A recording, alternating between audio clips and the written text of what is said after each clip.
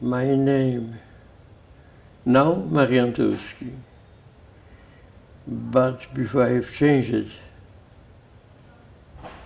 because of some security reasons, it was Turbovich. And I was born in 1926 in what is now Lithuania. In Polish it was Duskiniki, it was part of Poland at the time. When I was in Auschwitz, because I survived Auschwitz, very often people ask me what was the worst there.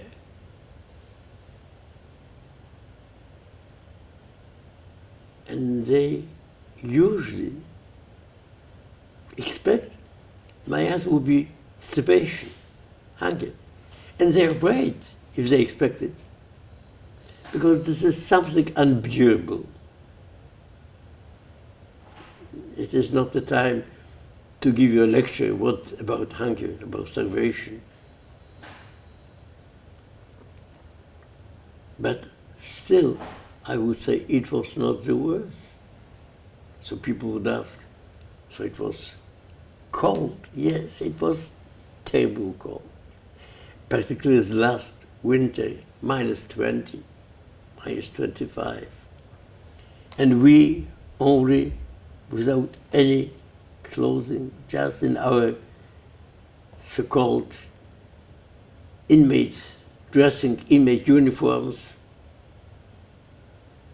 By the way, when I tried covertly to cut out a jacket from a cement bag, and the German noticed it, I was almost beaten up to death. And he was shouting, "Du hast deutsches Vermögen gestohlen, you stole German property." So it was this the worst. It was horrible. It was not the worst. So maybe somebody would say, okay, so-called accommodation. Accommodation, you know, in a barracks, which was, and this was overcrowded, it was foreseen for 600 people. We were 1,100. Really like herring on the stove. And imagine, but at least it was not cold. This is true. But on the other hand, horrible conditions. And when you were settled in a new barracks, people were thinking where to be, on the top bank or on a down. Of course, it is better to be on the top. Why? Because people, I'm sorry to say it, they cannot keep, and they lack, you know, urine. So if you are down, horrible.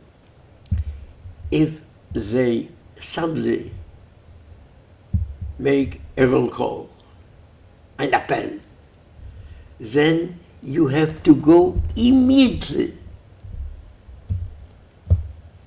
If not, and if you are on the top bunk and you are weak, you climb down so slowly, it could be beaten up because you are climbing so slowly down. So was this worse? No. So you will ask me, what was worse?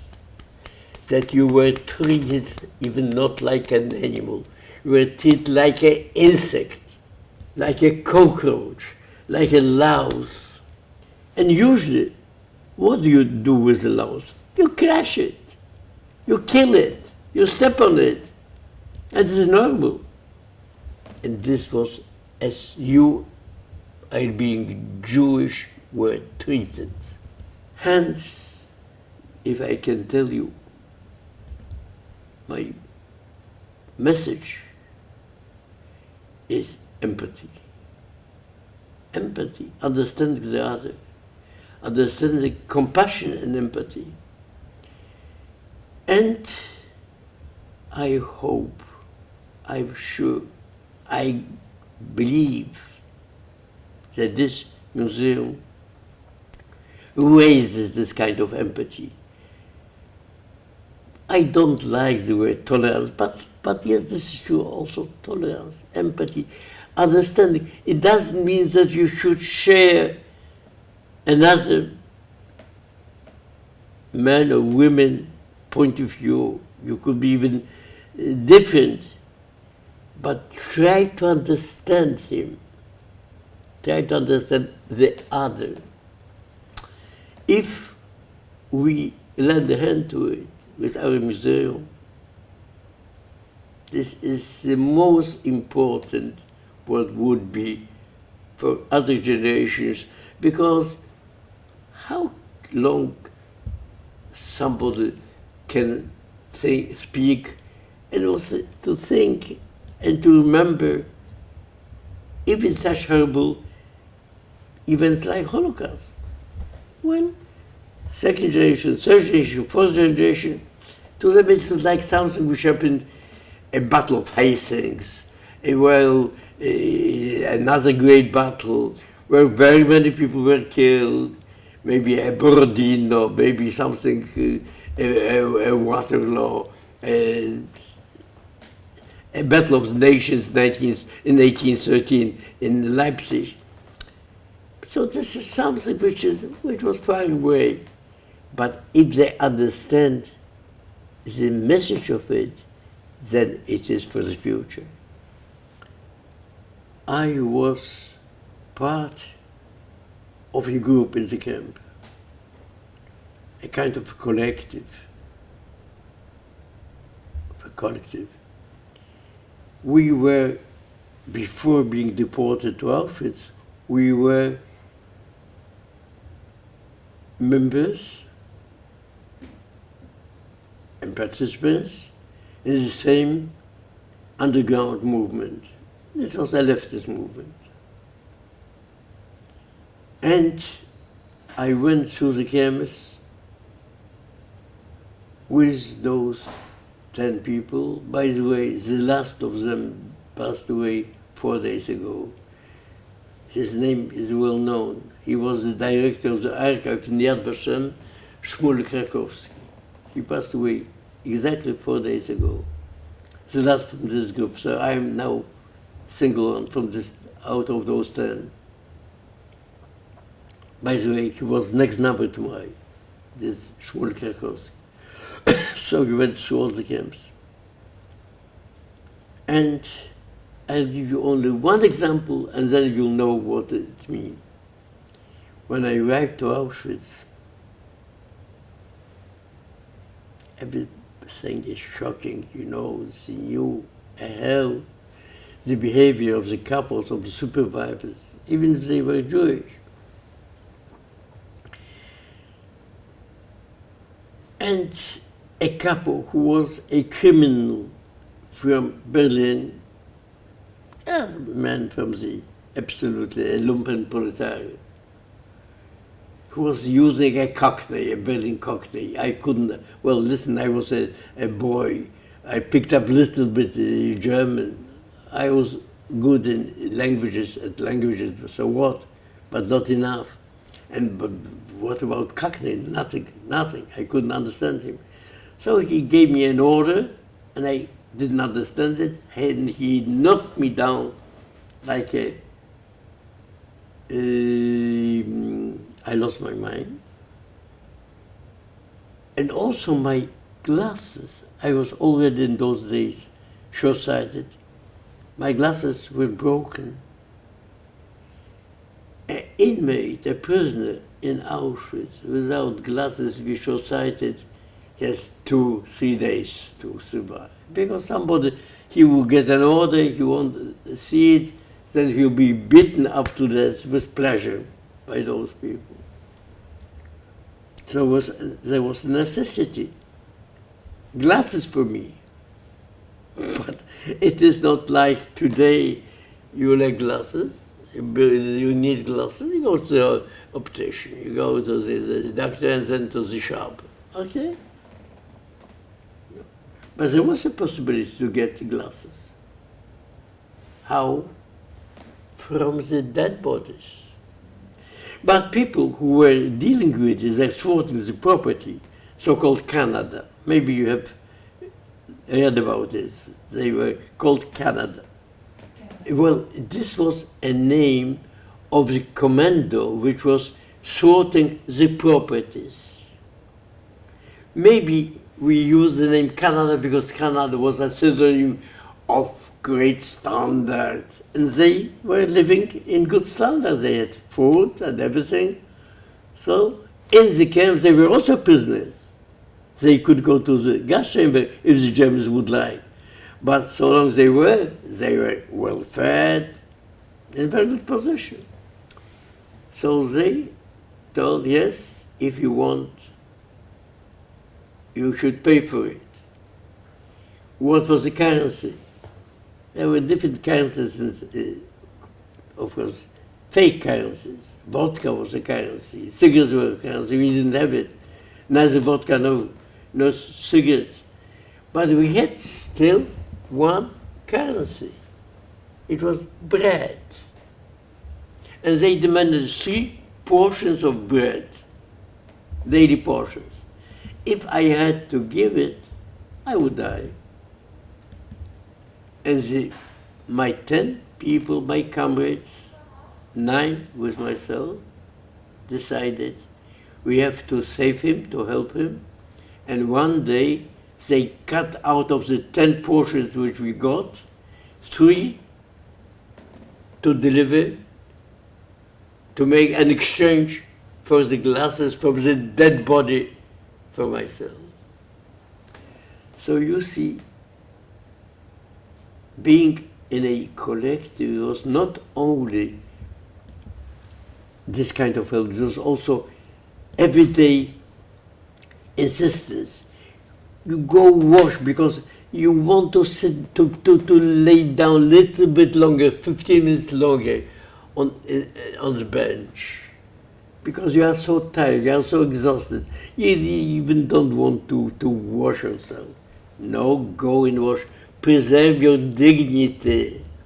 When we were coming from very hard labor, we forced each other, insisted.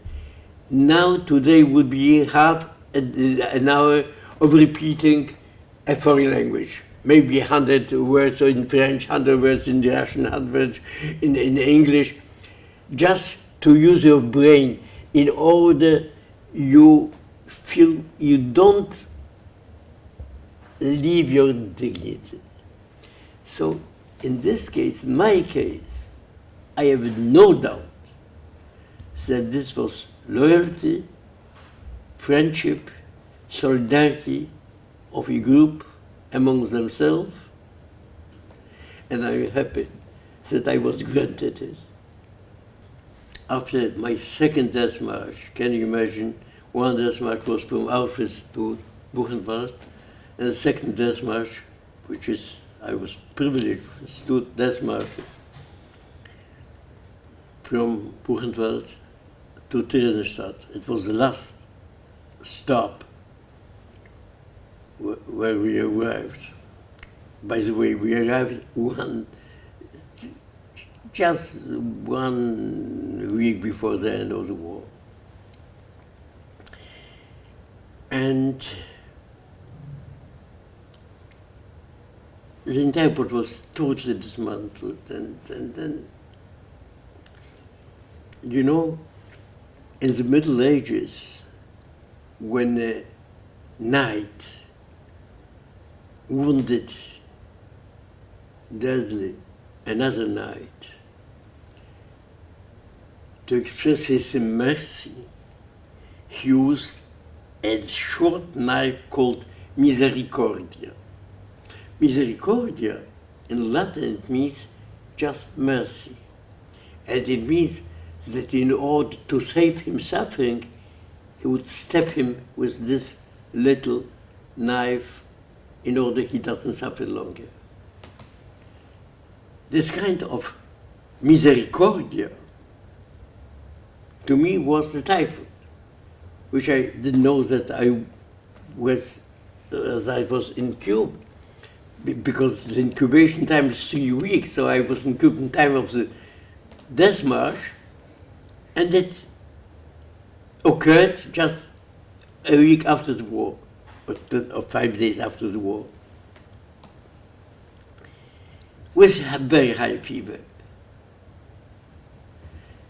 Imagine that the typhoid, which was to be the misericordia to me, just to give me a step, and all my suffering with my lungs, with my stomach, with my the diarrhea and so on, because I couldn't eat anything. When even I was offered some food, I couldn't eat. I vomited. So it was absolutely agony. And imagine that the typhoid appeared as my savior. The high fever, this is a phenomenon which was described by a medicine professor from Prague, my case, that the typhoid, the high fever, killed all other diseases. He was to kill me too, but I survived. So he killed the other diseases and I survived. A phenomenon. Of course, there was some outcome of some result, because after the typhoid, after the high fever, for a long time I had some heart diseases, but it passed away. But my recovery time was quite a long time. So to think about a life, I start thinking in end of August and beginning of September, 45. And then I got 3 wonderful, beautiful, wonderful offers to settle and to get a scholarship, which was my great dream, to study in the United Kingdom. Another, to get a fellowship and to settle in Canada. And the third one, to get a scholarship and settle in America, in the United States. And I can give you examples of my friends who were together with me. One settled by Helfgott in Great Britain, the other, Boiler Green in Canada, Roman Kent in the United States, and I, because I was a leftist, decided going back to the poor Poland to lend a hand in rebuilding the country. When I visited for the first time Beit HaTfutzot in Tel Aviv, Beit HaTfutzot is the Diaspora Museum, which was directed, which was headed at the time by Yeshayahu Weinberg, who would be afterwards the man to build the Holocaust Memorial in Washington, D.C. And while going through the Diaspora Museum in Tel Aviv, I told him, listen, it would be my dream to have something of this sort in Poland. Maybe I should explain it. The Diaspora Museum is composed out of different chapters.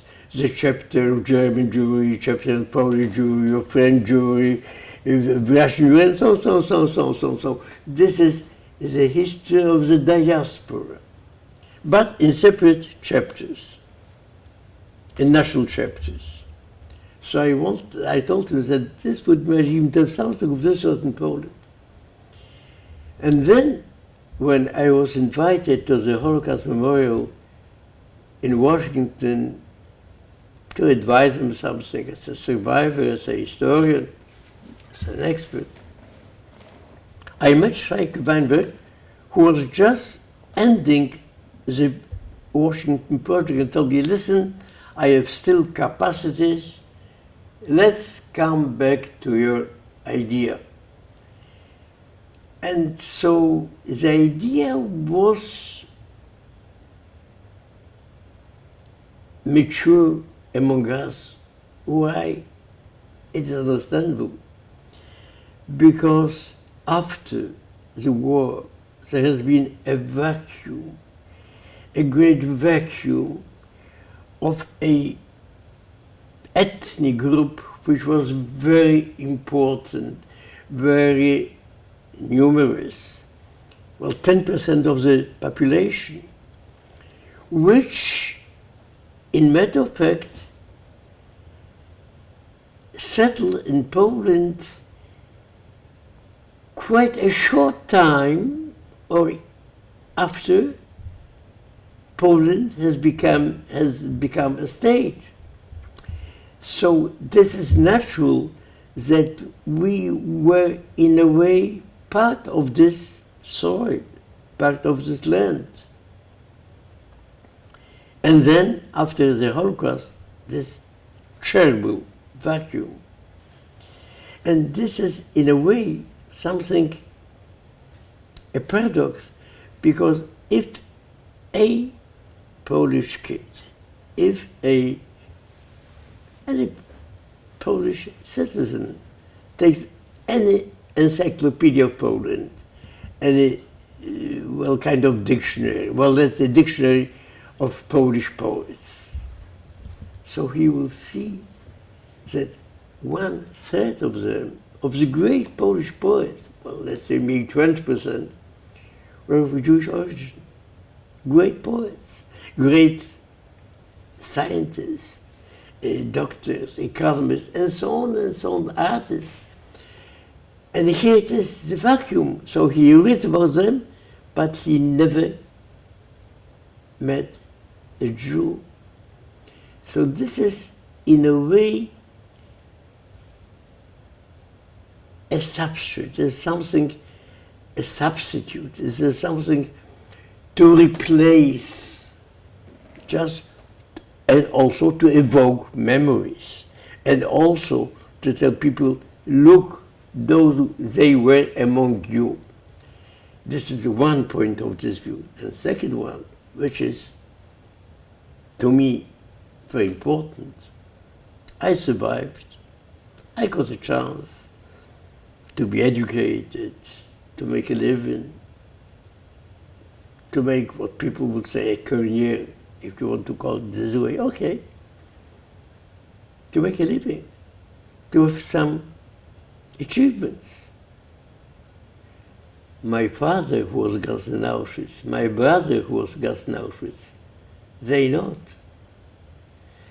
And this is in any Jewish family.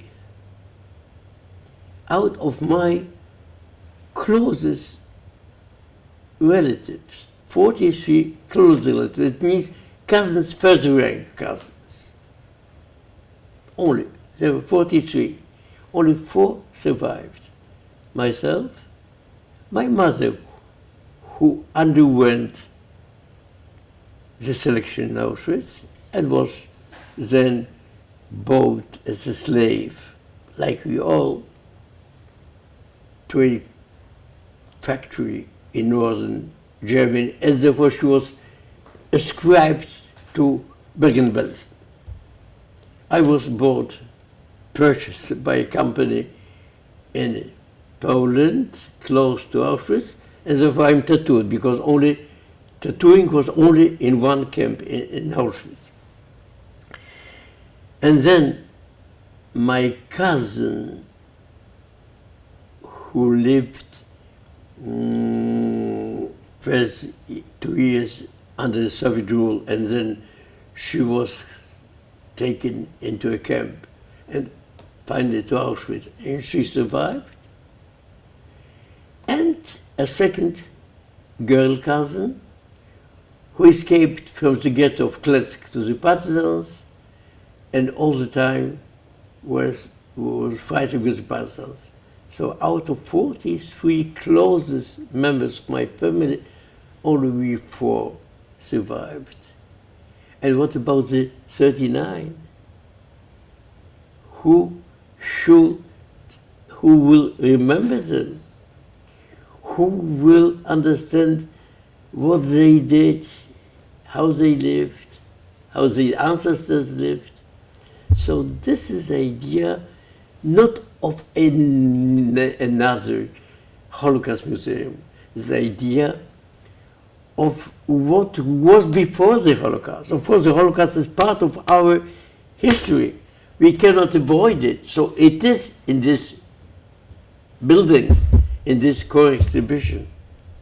However, what is most important to understand how our ancestors used to live for ages, really for ages. Well, how they flourished, how they suffered, how they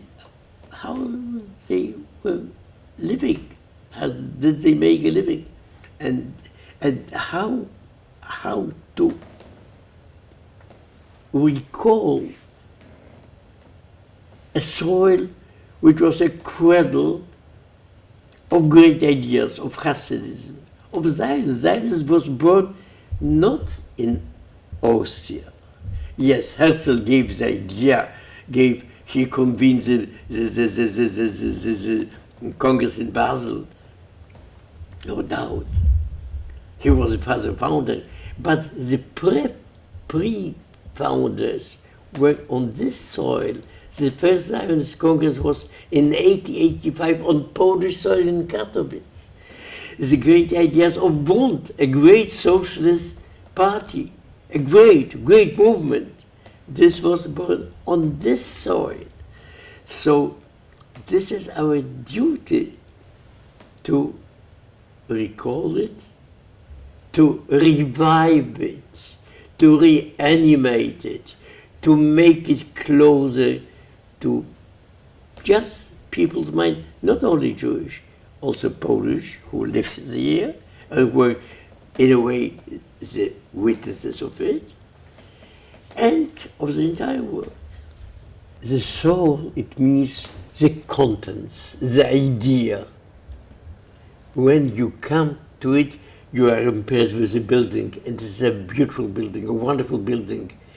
It got all possible awards. It is really very important. But what is the most important is what is in. How do we recall the past? How we present the past? How we make people feel themselves part of the past? This is what, when President Obama was visiting here and he had a longer talk with me, then he asked me, so for whom do you build it? I told him, first, for the Jewish kids who were born in Israel, elsewhere, and they don't even know how deep are their roots. How did their ancestors used to live, to work, to survive? And that it is part of their history. Then it is for the Polish kids, because they are the eyewitnesses of it, the descendants of the eyewitnesses. If the memory of my murder father and brother would be prolonged here, it would be due also to Polish kids, if they will have it in memory. So my father will live longer, not only in Israel, also here.